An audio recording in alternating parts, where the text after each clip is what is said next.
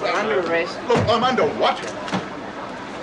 Come on. Gentlemen, this is Democracy Manifest.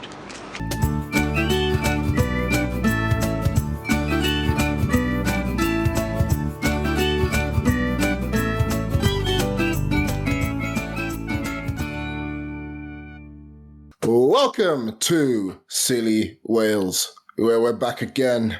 I say we're back again every single week, so if we're going somewhere, we're not going anywhere. We are the constants in your lives. Okay? Where we aim to be. Hi, Joe. Hey, Constantine. Yeah, we are the constants. We are the anchor points. We are the stability. Well, we say all these things, but we aim to be that. In reality, you know, we're probably none of those things. I struggle to be that for myself. Yeah, if you blow on us too hard, we will just blow away and fade away. But hey, it is what it is. We're here, episode 46. We're 4 episodes away from actually being middle-aged. Like, we've been making comments about we've been me. We've been discussing being middle-aged from the age of 30-something onwards. But after reflection with myself and with Joe, we're both approaching 30, and we don't want to be called middle-aged that early. So, we're pushing it till 50. I do think, just to that little point, I do feel younger, weirdly, as time has gone by. I think as I have kind of probed my mental health space, I do feel slightly younger, but I think that's probably a feeling of, oh, I don't feel like I want to die in the next 20 years kind of thing. And, oh, you know, and that the next 20 years isn't going to look like the next 50 years, if you know what I mean. Like, it's just going to be the same throughout all my life. Like, the sense of change and improvement and so on does affect that, I think, in a way. It gives me a future, I suppose. And so that makes me feel younger, despite my growing age. But we'll see. Yeah. I don't know about age anymore. I've given up. Like, It's a useless construct anyway. it is. We have segments, and this is the first segment of the show. It is called, I'm just going to do the whole thing now, innit? It's time for Mental Health This Week. MHTW!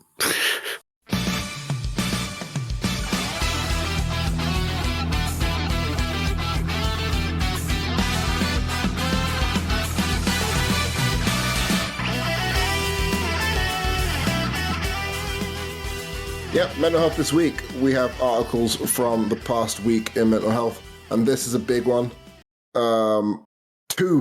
Actually, to be honest, one of the articles I barely understand, but Joe's going to explain it really well. The second one is big. Okay? Yeah. So I'm going to kick the ball to Joe to start the whole thing off. Yeah, and I think it makes sense because whereas the second article is very much like it's about someone that we've not only talked about before, but about a very big event that would be considered news in that respect. This one is more of a kind of layover, if you will, or like a stepping stone towards something that exists. In general, I have been bringing along like what would you call them, like studies and things like that for this, and I've done the same this week. I think I have a tendency to enjoy anything that's kind of what's the word, like research related. So apologies if that is not as interesting to people, but the major thing is that there is this, as you'll see in the description, there is a Science Daily article, also on PLOS 1, PLOS all caps. I'm not sure what that stands for actually. Which is a journal. There is a study which is essentially attempting to be a meta-analysis of many years worth of data, and what this article has put forward is a method and kind of general description and discussion about something when they want to do, which is to to collate loads of data from previous studies looking at the the benefits of particular, like of 5 particular empirically supported treatments for adult depression. So this is all to do with depression, and basically taking all of the information that comes from this, and effectively what the plan is in the future is to create essentially an algorithm that can act as an aid when determining what the best kind of treatment might be for a particular person based off of what they call they call it IDP is one version of that. Hold on, let me just bring up what IDP means again, because I completely forgot. But essentially, it's like demographic pieces of information. So it can include gender, it can include comorbid. God, I've lost the paragraph, and that's annoying me. Comorbid conditions, if you have anxiety or personality disorders, and other psychiatric conditions, gender, age, if I didn't already say those. So effectively there's these 5 different treatments, and as a result, there's a lot of, these are all quite different from each other. And so there's sort of a necessity to maybe find out what each of these treatments are best at. IPD, by the way, is individual participant data, so just everyone's particular data, and it's taking all of that information and then going, okay, do we put them in? These are the 5 treatments. Like, and how big a deal or useful is antidepressant medication? How useful will cognitive therapy be?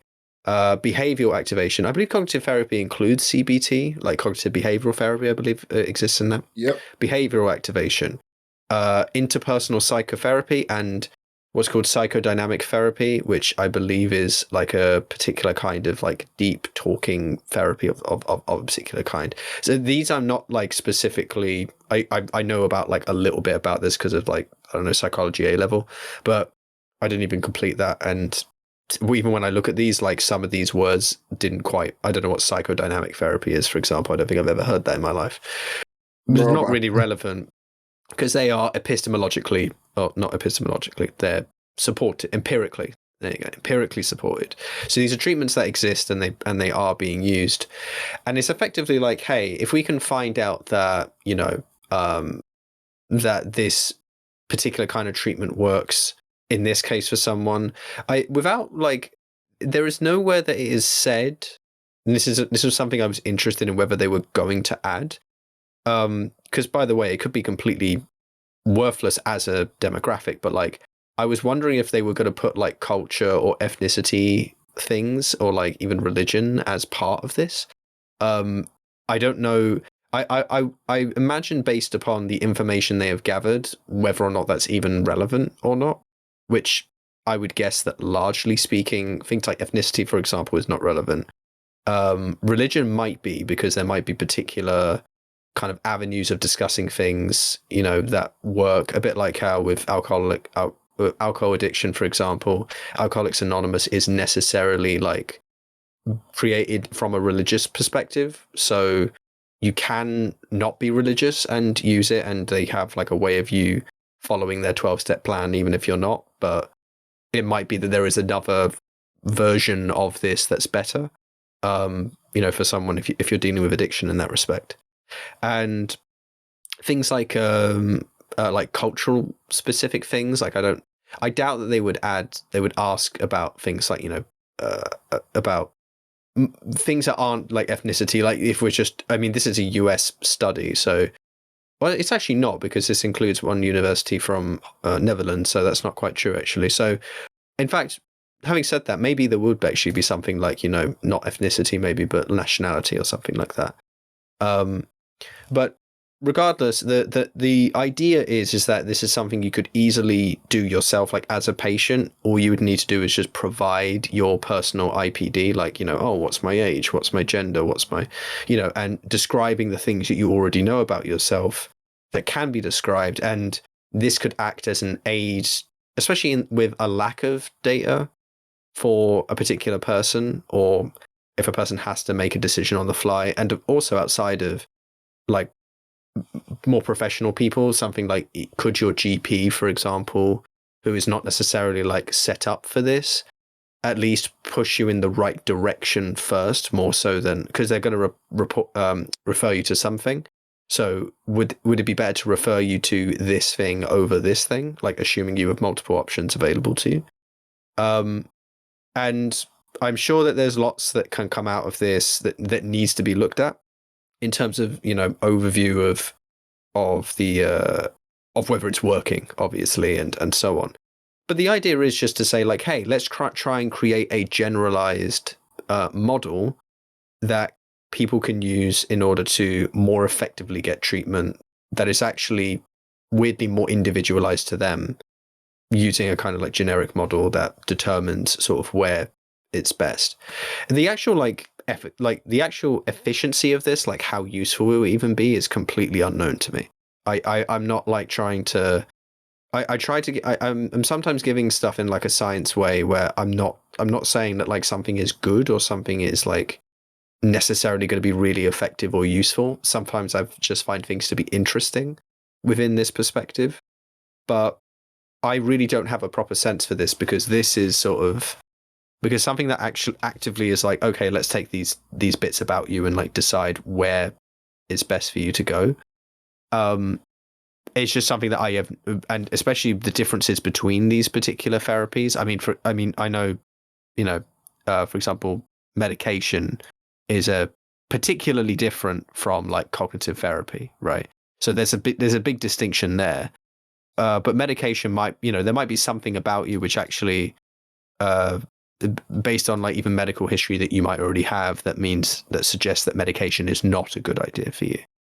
And that could, in the early stages, what they call like, I think it's stage 1, first line treatments, right? Like your first line treatments with a big part of this is trying to reduce the chance that like you do not respond to your first line treatment and it's completely useless and waste your time and can make you feel worse in the process. For example, like in the case of if it's just the case of you doing something that's trying to help and it's not helping, or if you're just thinking about it from the perspective of, yeah, something like medication has side effects. So do you want to give people who may have, if there are like clear acknowledging factors that may make those kind of side effects worse, based on different I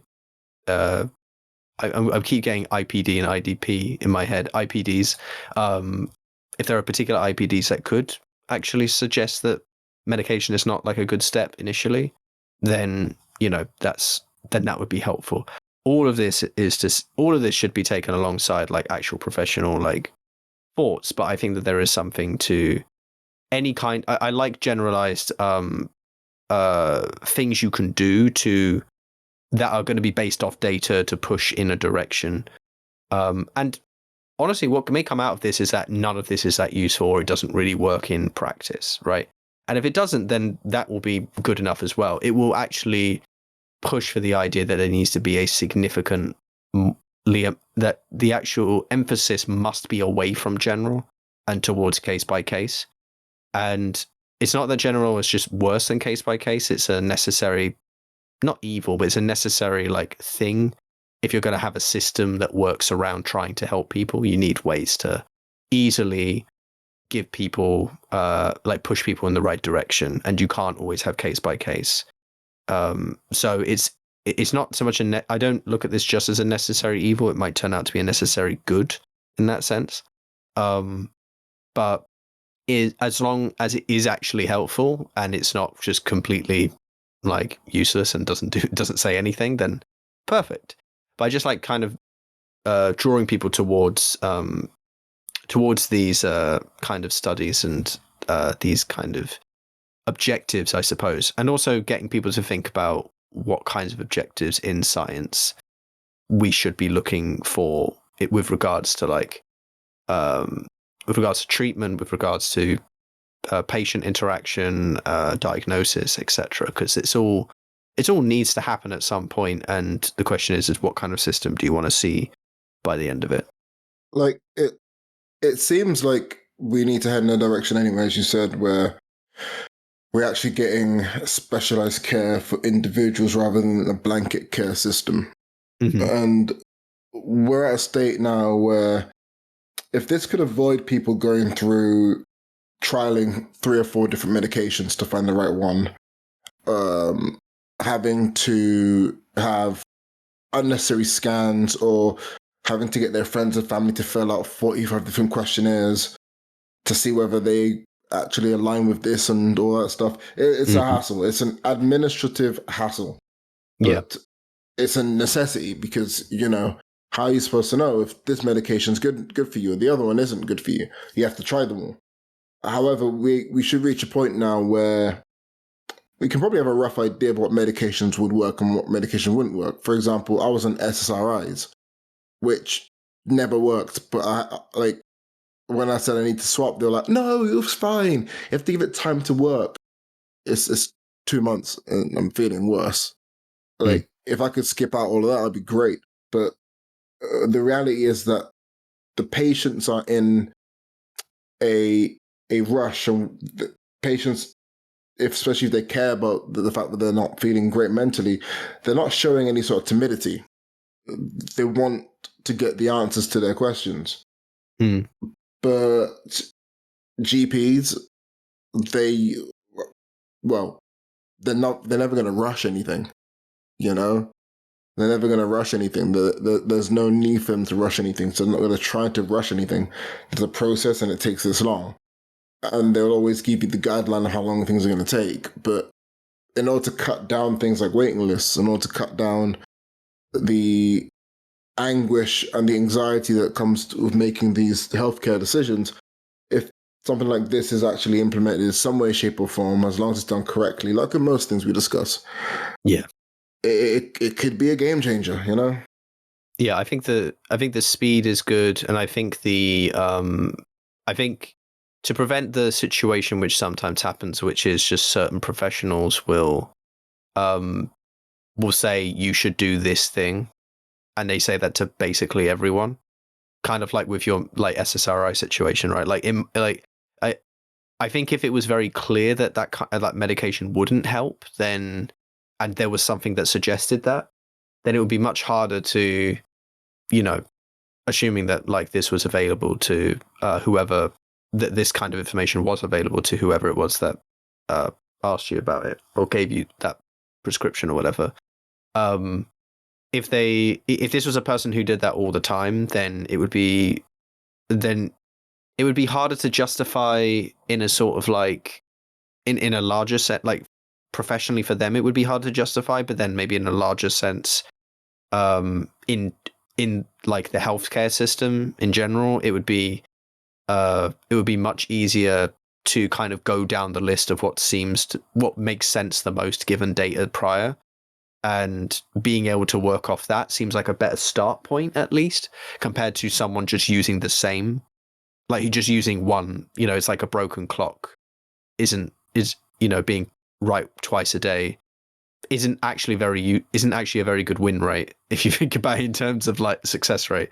Win rate, it's success rate if you think about diagnosing or prescribing kinds of treatment to people. So at least something that is maybe an approximation of what is best is still much better than sometimes in just pure kind of human intuition, if you know what I mean.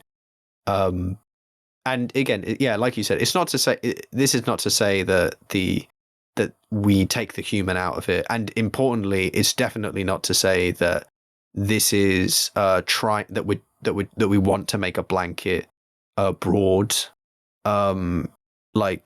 this is how everyone, this is the treatment you should have, because the whole point of it is to literally put you down into the pathways of a particular treatment and away from just offering one particular treatment every single time.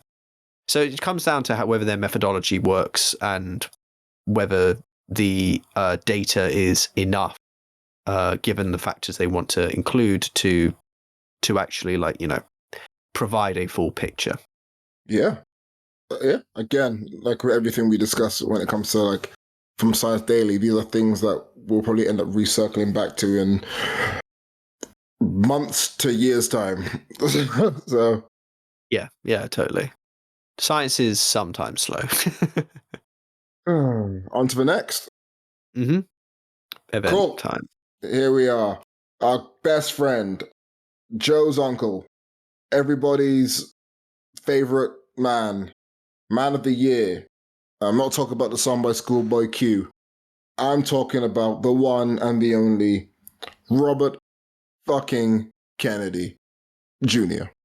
Like, we talk about this guy a lot, and I want to make it abundantly clear that we hold him to a very high standard. We hold him in the highest of regards. We think he is a pioneer of healthcare and a pioneer of everything that is good in the world. Okay? Mm-hmm. Me and Joe, we both committed election fraud and we voted for him in the election 3 times each. We set out a stall in the middle of London saying why everyone should vote for him, even if they're not American. We have said this multiple times and we'll say it again. He is the real president of the United States. Not Donald Trump, not Elon Musk. Him. RFK Jr. Inshallah, God save us all. And God save Robert F. Kennedy's soul. So, our Lord and Savior Robert F. Kennedy Jr. has continued his absolutely fucking stupid approach to dealing with neurodivergent conditions such as autism by effectively going down the route of another one of history's great people, the man who, you know, was very popular for the wrong reasons in the 1940s, by wanting to create a registry of people who are autistic. Now, I'm going to have 2 articles for you guys to read, but it's everywhere else. What he wants to now do is he wants to perform and do studies on the causes of autism, as he still believes it's led to, well, he still thinks vaccines cause autism. He still thinks that we are at a state where autistic people can't contribute to society. And this stuff has a chilling effect on the world we live in now, as he truly believes that othering neurodivergent people is the way forward. There's a variety of reasons why making a registry of autistic people isn't a good thing. For starters, we've already seen it now online with people saying that they're no longer going to consider getting their child diagnosed, and they're no longer going to try and get diagnosed. The fact that autism diagnosis has been rising rapidly over the past few years is something that should be celebrated. Kennedy Jr. feels like it's something that should be condemned. So straight away, DEI cuts to research in autism have been completely slashed. There's no research at all for it. Nothing's going to happen there. And then to make things worse, every single time he opens his mouth, it is actually scarily authoritarian and scarily fear-mongering. And I quote, this is him talking about autistic people. These are kids who never pay taxes, they'll never hold a job, they'll never play baseball, they'll never write a poem, they'll never go on a date. Many of them will never use a toilet unassisted.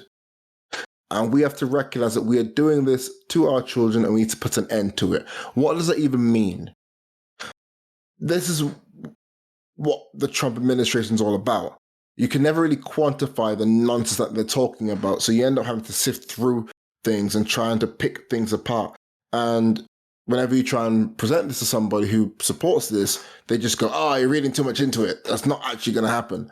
Well, the Muslim ban was never actually going to happen. Guess what? It did. You know, the economy is supposed to be saved. He's never going to do anything like the tariffs. He's just messing around. He says things. Here we are with tariffs. Like, he's going to stop the war in Ukraine. From what I can see, the war is still very much going on. Everything that they have said they're going to do, guess what? They actually have the power to do it. So when we go back into this thing with autism, they want to make it so that autistic people are seen as others. They're not part of human society. They are lesser than.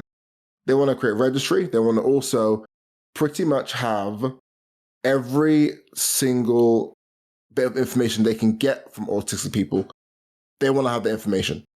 They want to access that information for quote unquote research. They're not saying what the research actually is, apart from saying it's to figure out the cause of autism, even though there's no actual link through the data. There's no need for it. The data that they have already, they're not using. So it's incredibly scary because they're getting the data without American citizens' permission either, which means that the free speech loving party, the Republican Party, the no to censorship Republican Party, the freedom of expression Republican Party is currently censoring scientists, illegally deporting free, legal US citizens, and now stealing the data of US citizens. The jokes continue. The jokes continue. Now, what does this mean for people who are autistic? Well, it means that you are no longer safe. I'm not fear-mongering in an adverse situation. I'm being fully honest with you. In the UK, we have multiple schemes and different setups to help people with special educational needs. One of them being point blank, we actually make it so people with neurodivergent conditions are treated as equal.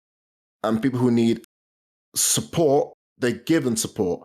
And in my opinion, we're not doing enough in the United Kingdom. In the United States, they've gone backwards. And they're going to continue to go backwards. Because guess what? Autism is a wide spectrum, which means it affects people in different ways. And the idea of somebody looking autistic is really, well, it's kind of wild, really, because no one can look autistic. It's a very blanket statement. But if we're going to go off stereotypes, if we're going to go off of thoughts and feelings about what an autistic person should be and what an autistic person should look like, I'm going to be the one to say it. Robert F. Kennedy Jr. is probably the most autistic guy I have probably ever seen in the history of US politics.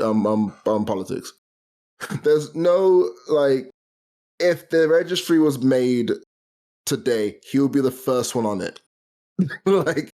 like the way he talks, the way he interacts with people, the weird and crazy shit he's done. This guy screams neurodivergent. So what is he planning on doing? Because guess what? The Nazis rounded up people and put them into registers of the disabilities they had, and they exterminated them. So what are you going to do with this list of people? And there've been talks of camps as well for people with different conditions. This is literally third world-esque levels of. Do you know what? Is it even third world? It's not. This is just taking us back into the 1940s. This is we are steps away from the camps that they said they wanted to open being open. We literally have these camps already for illegal migrants. Illegal, quote unquote. We are heading down a very dangerous road. And what's going to happen is, and this is my prediction, the fear of people being seen as autistic in America is going to rise rapidly, which means the amount of people diagnosed with autism will decrease. Robert F. Kennedy Jr. is then going to say, hey, look, I got rid of autism and we're not going to get any better and things aren't going to improve. So, yeah. My biggest fear right now is that the UK is going to end up following suit somehow. Because, for long story short, the Labour Party isn't a left-wing party. It has left-wing elements to it. But the man in charge is not left-wing at all. People say he's centre-right. I just think he's right-wing. This is probably going to end up coming to the UK in some way, shape, or form. Not as aggressive, not as strong. But there'll be cuts to mental health care services. Oh, wait, there already is. There'll be cuts to work internships. Oh, wait, there already is. There'll be ridiculous waiting lists for diagnosis of mental health conditions. Oh, wait, there already is. So we are now in a situation where we go after people who can't always defend themselves. Because as I said before, when it comes to things like autism, it's a very wide spectrum. There's professional fighters, professional footballers with autism. There's podcast hosts with autism. There's multiple, pretty much, it is impossible to say someone's autistic, which means they can't help themselves. A lot of people go through their whole lives without knowing that they have autism. Mm-hmm. And no one around them thinks that they do. So now what we're doing is we're restricting people's ability to understand themselves. Fun. Yeah. The science is also just, I mean, we talked about this. I was, while you were talking, I tried to find what episode we spoke about RF Kennedy, and it was episode 46, which is called He's Like MLK or Gandhi, We Can Heal to That, in reference to Diary of a CEO.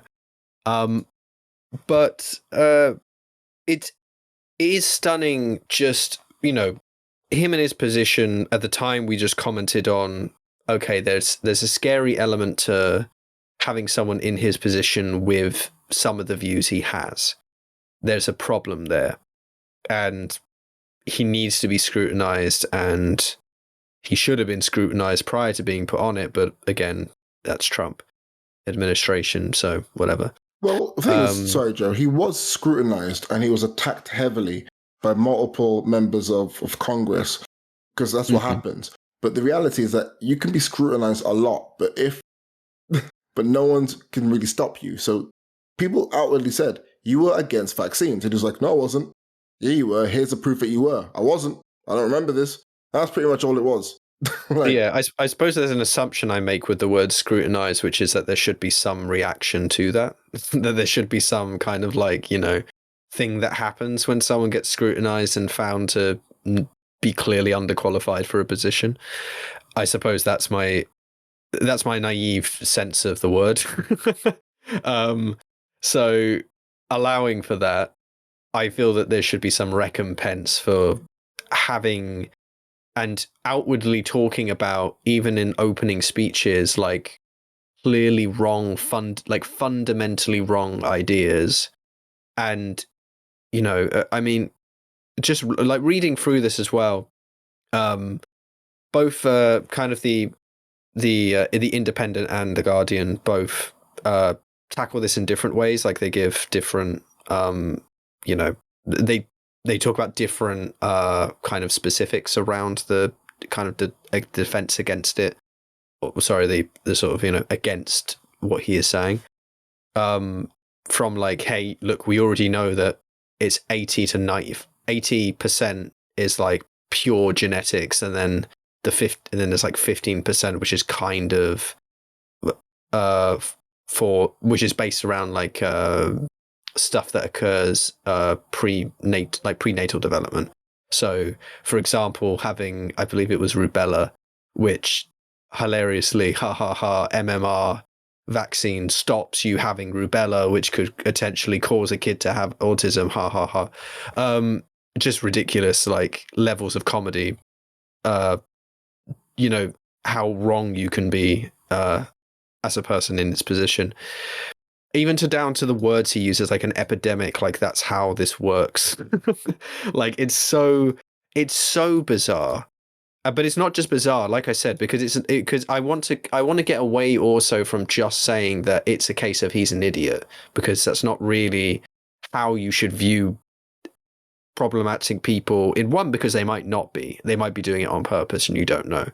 And the second thing is, it seems to take away authority from them for you, but it doesn't take authority away from the people who agree with them or disagree with you, right? That is not the language that's going to change the conversation or the discussion in a way that is fruitful. It's the best way of me describing it. The problem is like the literal, like I said, like the use of the word epidemic. It's the language that is used here is attempting to, it is used in order to make it seem like there aren't actual reasons why, for example, the number of diagnoses of autism has gone up. for example, improved screening of people in general, right? In particular, as The Independent says, non-white and lower income children, which guess what, makes up a large number of people. Like lower income children, guess what? Lots of people are lower income. So, you know, that does create a big change, you know, and so there are these like very clear reasonings that exist, which emotive language uses to give this sense that it isn't being looked at, or this hasn't been considered, or that like scientists don't know anything, and it's like, what the fuck are you talking about? Like you're literally a mouthpiece for everything that we're not. So we go over him again in that episode. Maybe there's a reason to go back to that episode just to kind of listen to some of the things we talk about, specifically like some of the other things that he claimed. You know, for where that's maybe useful to think about what kinds of shit you might expect from this administration. But yeah, no, it's bad without going into some of that, and then it's, you know, like, yeah, there's not much more I can say other than just repeat what you've already said. I think, and I don't want to do that.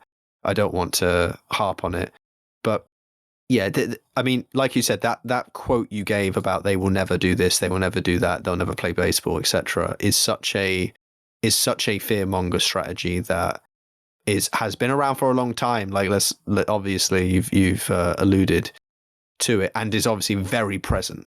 You know, it's present in many areas, and I also want to just put out there how much I am how sympathetic I am to people in the US who are having to deal with these motherfuckers. So if there is any like solace in that, then take it, but I doubt it. But I will very much be, I think we will very much be like thinking about what this means on a larger scale, and also, yes, looking at our own government and trying to, and keeping an eye on what our government is attempting to do, because unfortunately the UK does love to follow the US, despite what it suggests about it being different from the US, better than the US in different ways. It's largely not true when it comes down to where politics tends to go towards, except for drugs. Apparently that's their only thing that they can't possibly change on, but you know.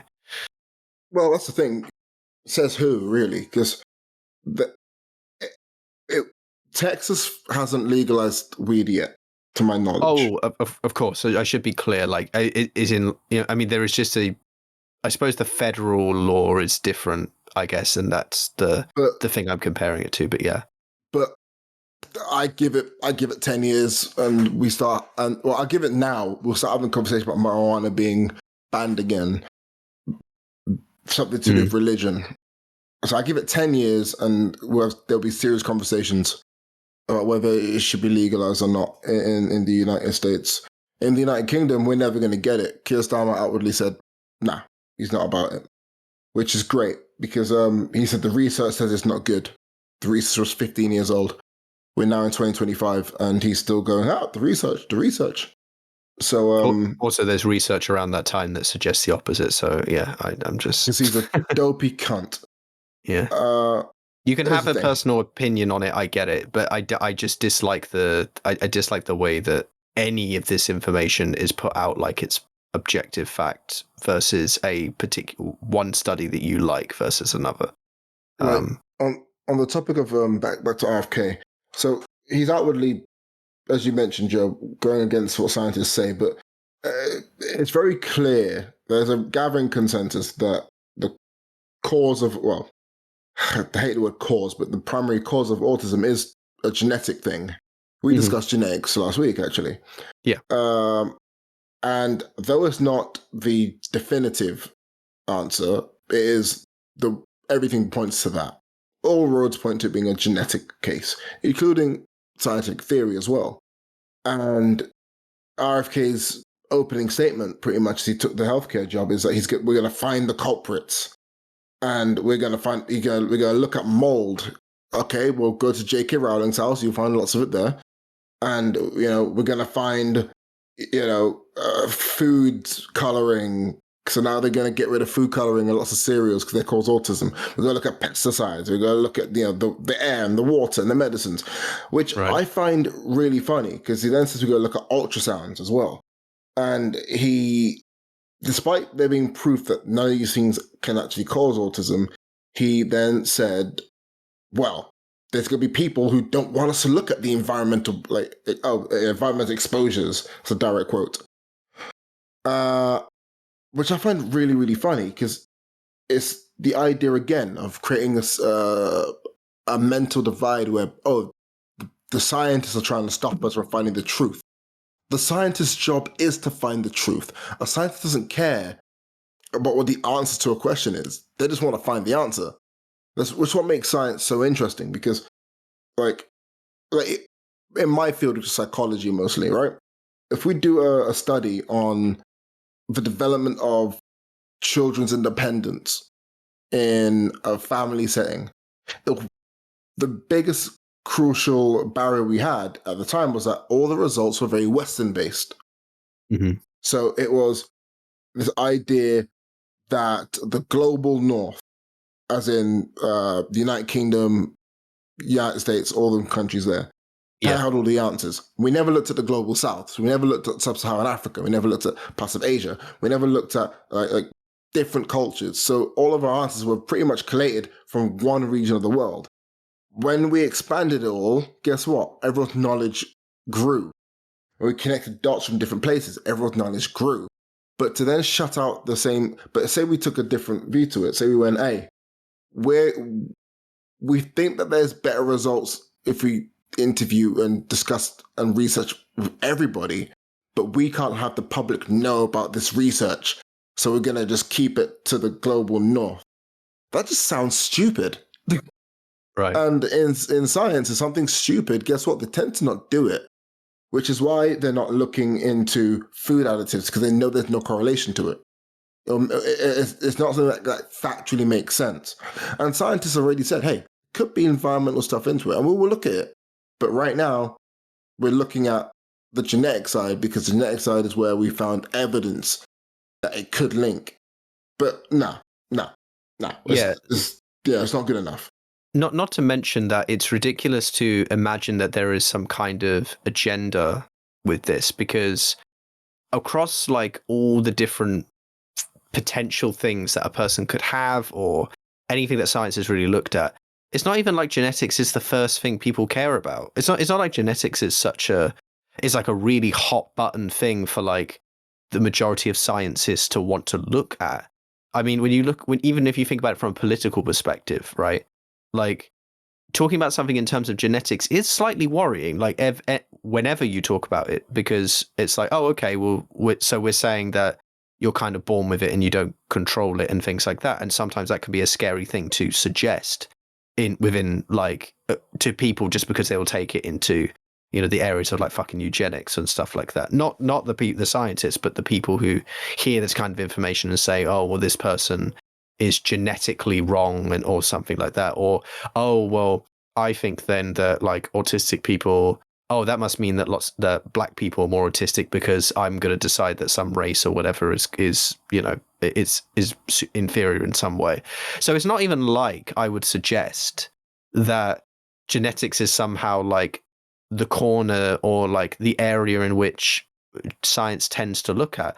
When I fucking first found out that was the case with autism, I was genuinely, I wouldn't say I was surprised, but I was like, oh, most of the time I hear environmental things being associated with psychological disorders and so on. Not so much like genetic in this, to the extent to which autism is, right? It's significant. The exact reason is because, they found that that's the case. We've already debunked all of the other, the shit talking about the MMR vaccine, for example, and everything. It is incredible. I know partly why, the vaccine stuff is such a big deal, because this is part of a larger QAnon style conspiracy shit that exists in the world, unfortunately. But but to be clear, it's so we are talking about ancient knowledge effectively from a scientific perspective that does not have not only doesn't have the backing that would allow someone in his position to even mention it really, but also is just a complete misunderstanding of what it is to be autistic, given the way that he also describes like what autistic people are like, what the idea of like developing autism in the way in the form of like in the way that an epidemic might, for example, or whatever. The fact that everything that he describes doesn't seem to relate to when and where the increase comes from, like the when, at what time and at what place do we seem to have more autism diagnoses, and does that seem to relate to these particular things that he describes? No. Like yeah, I can't say more than just there is truly nothing like it. And yes, there is nothing wrong with suggesting that there could be environmental factors for it, because guess what? I would have assumed, I think my first assumption when I was younger was to assume, when I was at uni, was to assume that autism had something, that might have been like might have had a strong, environmental effect. It was actually one of the reasons why I initially was worried that calling myself autistic, because I was worried that I was putting myself in a camp that I wasn't allowed, that I didn't even know, that I didn't know about, that there was like, what if it is some environmental thing instead, and it's got nothing to do with that. I've squared that away for now, and I can see reasons why to suggest it, because I don't actually have like, genetic proof or whatever. But but the data seems to suggest this very, very hard, and there's really no reason to not make these, like, make the actual steps in the direction that helps people, versus trying to, fight poltergeists or, spirits of other concerns that seem to not suggest that at all. Again, it's just a whole, I don't know. The more I talk Andrew about it, the more I Wakefield. realize I'm breaking my head. So Andrew Wakefield has a lot to answer for. Someone needs to punch him in the face, because it's guys like him who have pushed this agenda, and they came at it from I'm a doctor standpoint, and there's people who, yeah, we can talk about this forever, but when it comes to what this means, really, really think hard.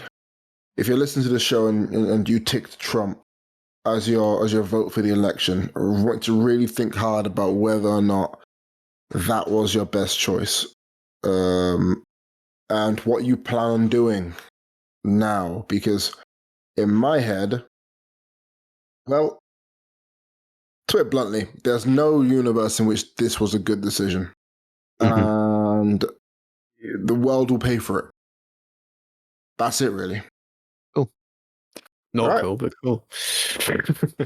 It is now time for the journal.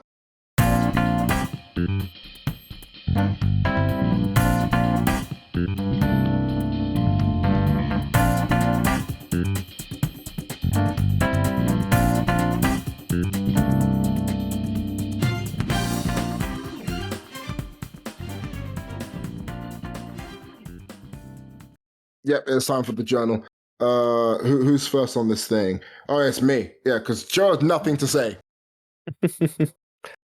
No, not really. I mean, I talked to you about something previously, but I wanted to think about that more anyway, and actually put it into practice before I talked about it. So, But we'll I see. do. I completely forgot. So last week's episode, I was supposed to mention the fact that while I was playing football, somebody went into my bag and stole my wallet. Well, they took my wallet and they emptied out all the cards from it, including my fucking Nando's card. Okay? Tragedy. I know. But guess what? They left one single card in that wallet. And it was my Arsenal rewards card. And to be honest, I'm grateful for it. Okay? The card doesn't work anymore, but thanks. My provisional license was in a secret compartment in the wallet, and they didn't get that either.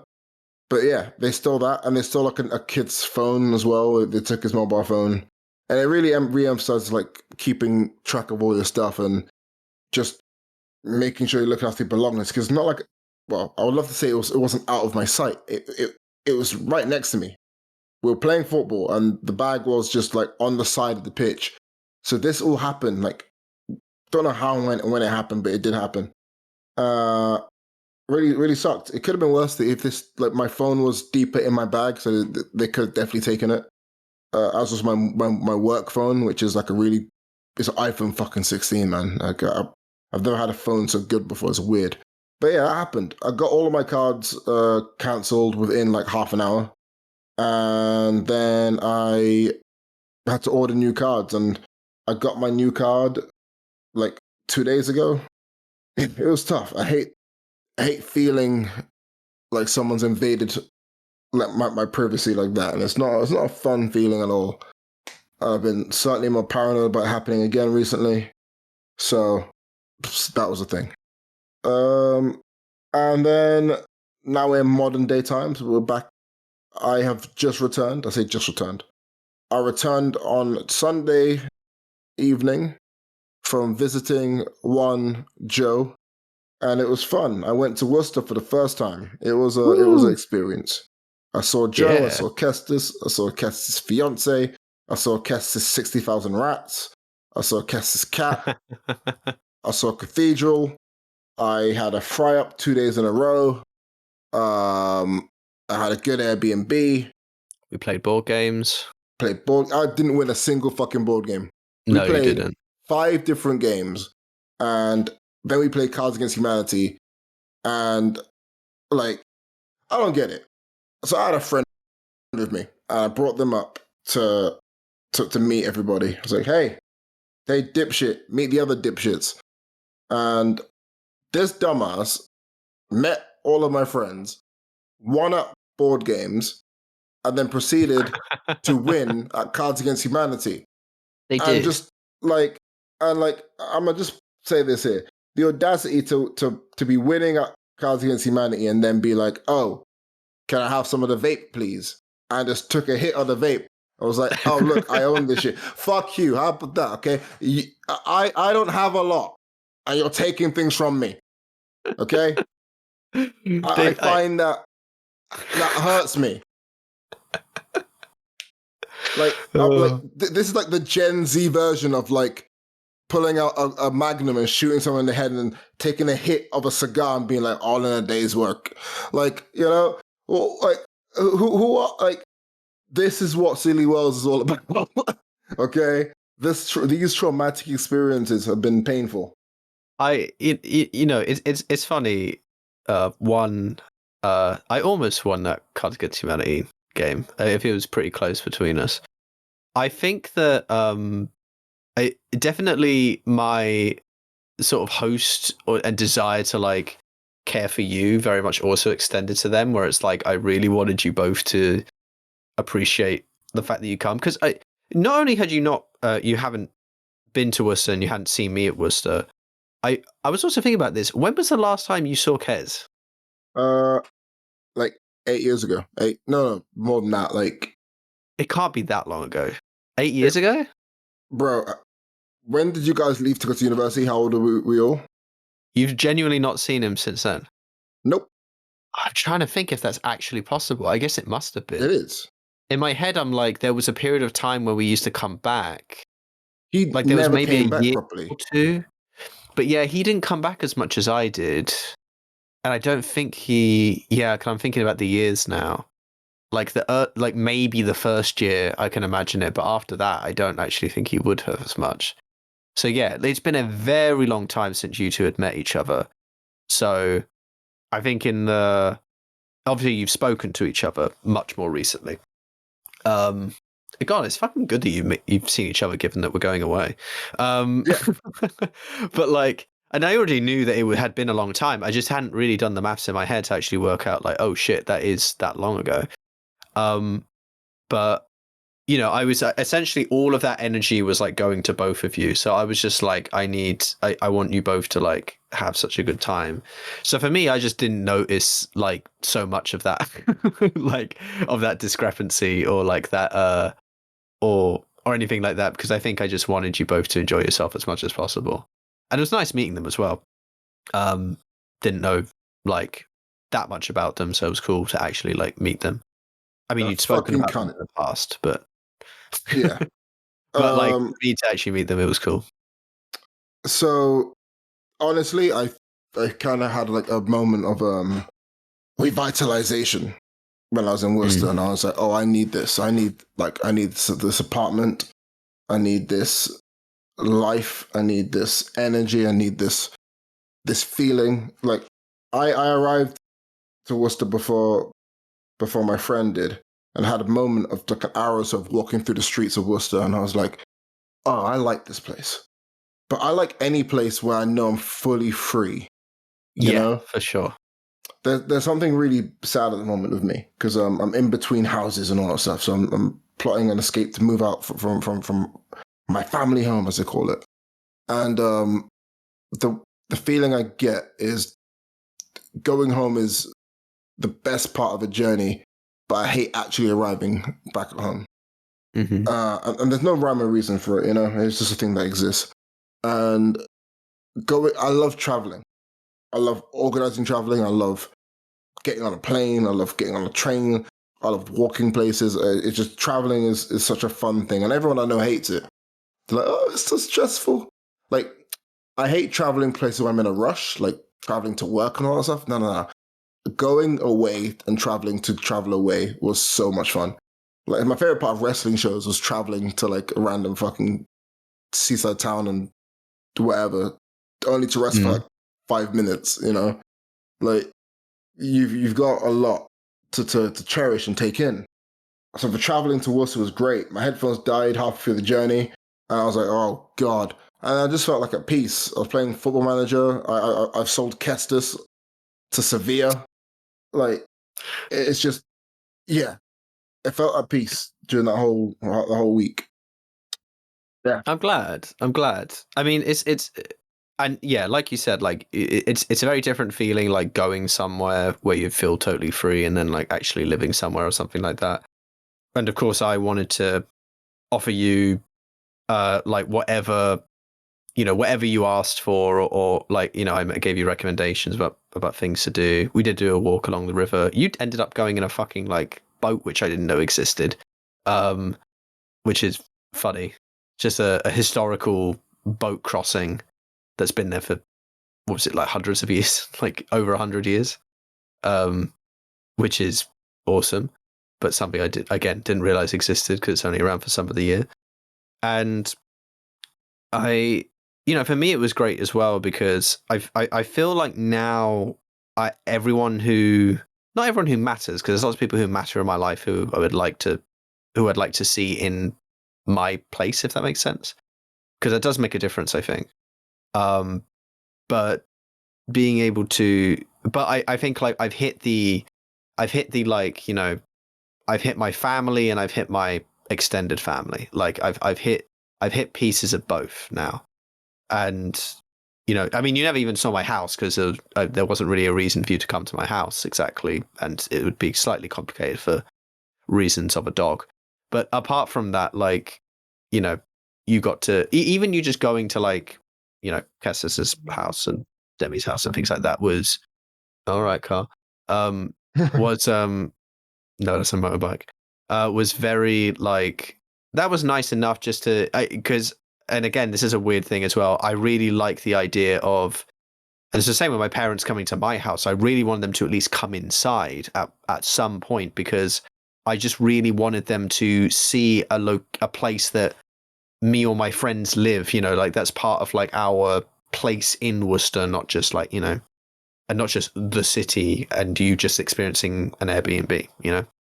So it was great. I loved it. And I actually ended up, you know, enjoying bits of Worcester that I haven't enjoyed in a while. Like, to be honest, that's the nice thing when people come over, right? You enjoy the bits that you can, that you normally would forget to go to, or you're a bit miserly, so you're not going to pay to go to, and so on. So it was a good it was a good reason. It was a good distraction, and yeah, I thought it was great. That's what I think. That's one of the reasons why I completely forgot about, like, why I didn't have anything to talk about, was because because some of it was spent with you, and I just kind of completely removed that from my head when thinking about the channel. So it's quite funny, really. Very positive, though. Yeah, a shockingly positive experience to have that we don't normally get to. Also, one that we overlap so much on. Yeah, like it's just we're at a state where, you know, even currently right now it's not the most positive of situations, but that was a good highlight. I'm looking forward to in a couple of weeks' time when we go to Amsterdam. So yeah, that's it really. Yeah, love and that means Jesus, I nearly died. Train nearly fell off the fucking tracks. Choo choo! That train is dying. It's time for recommendation station. Joe, kick us off. It's called Blueprints. I did check to see if it's called The Blueprints, but it's not. It's called Blueprints. Some people probably will know about it. It's been making a few waves, I think, in different corners of the internet, Twitch, YouTube stuff. It's a game. It's a puzzle game. It's kind of roguelikey, but not. It's not really. That's actually a mistake. I wouldn't say that. I think some people might describe it that way. I wouldn't describe it that way. But it works in a fashion of where you kind of have to like repeat. There's like there's lots of different puzzle. There's a major puzzle which you kind of have to repeat in order to eventually reach a goal, and that goal, when you've done, I think this is my understanding as it is, as it currently stands, because I'm partly thinking whether I should stop watching any content about it so I can play it myself. Once you've completed that goal, that's the game. It's a puzzle game, so ultimately, but there's enough. But it's not a puzzle game that you can, once you know the solution, to solve. If anyone's ever played Outer Wilds or knows about Outer Wilds, that's a game where the entire thing is about knowledge, but the act of finding out knowledge in the game is so incredibly wonderful an experience. But if you watch someone play it, or if you played it once, you can still enjoy the experience, but you can never. But really, once you've played it all, you actually can never play it again the same way, because you just know information that circumvents everything, if you know what I mean. Like, the game speed run is incredibly short because you just have to do an action and then that's it, right? And you just have to know things. But as and this game probably falls into that category, so maybe only look a little bit into it if you're interested. I don't want to give too much away, and I can't really describe it that well, but look a little bit into it, and then probably don't, because there are lots of little mysteries you learn along the way, and like rules of the game and things like that kind of get exposed as you continue playing. So have a look at it, see if you like it, and then I would recommend it. I actually don't know where you can buy it, so I'm going to look that up while you're recommending your stuff. Well, yesterday was an excellent day in the world of music. Hi, Ryan. Also, for two very clear reasons. Lastel and In Me both dropped music videos 1 hour in between each other. So In Me was like, hey, 6 o'clock, we're dropping ours. And they did. They dropped the song Confessions along with a music video on YouTube. Excellent song. Heavy. They are like, Ryan describes it as sounding like the old In Me. In Me is very new to me, so it all sounds the same.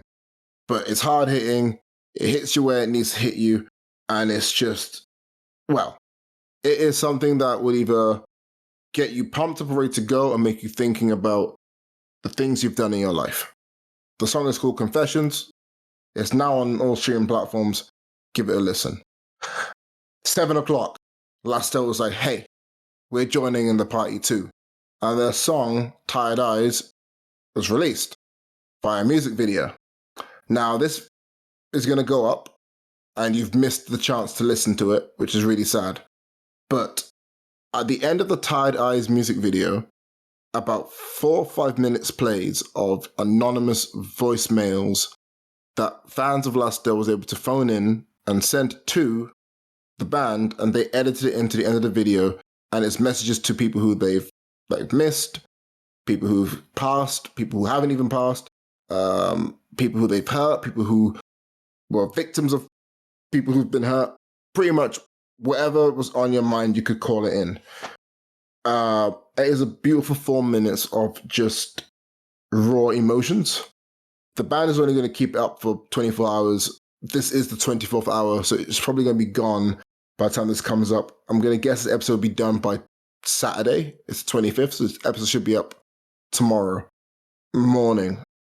But Tired Eyes as a song is incredible, especially because I've been dealing with a lot of the issues in the song myself, so it hits me in a personal level. Last Day as a band have been perfect. We make a joke between Joe and I that I talk about them a lot. It's just because a lot of their stuff has been very, it's been very relevant to my life, and Tired Eyes is very relevant. On a literal level, because I've been struggling to sleep and my eyes are very, very tired, but also on an emotional level, because the song is a lot more than just tired eyes. No, it really does delve into, it is, I'll call it, it unleashes locked up emotions. Music is great. Fucking great. Honestly, it really is. I think we're working to a very strong end of the year in terms of music, because last year was announced that Exist Volume 2 will be coming out September 21st, I believe it is. So, and In Me has a new album, Demons, coming out soon. We're in a good place in music. Did you find out where Blueprints can be bought? Yeah, I've actually downloaded it on Xbox Game Pass because I didn't realize it was free. But it's on Steam, I believe it's on PS, and it's on Xbox Game Pass right now, and just Xbox in general. Cool. Choo-choo! And that was Recommendation Station, which means we're gonna take 2 steps to the rear and get out of here. We're in the wind. See ya. Love thyself.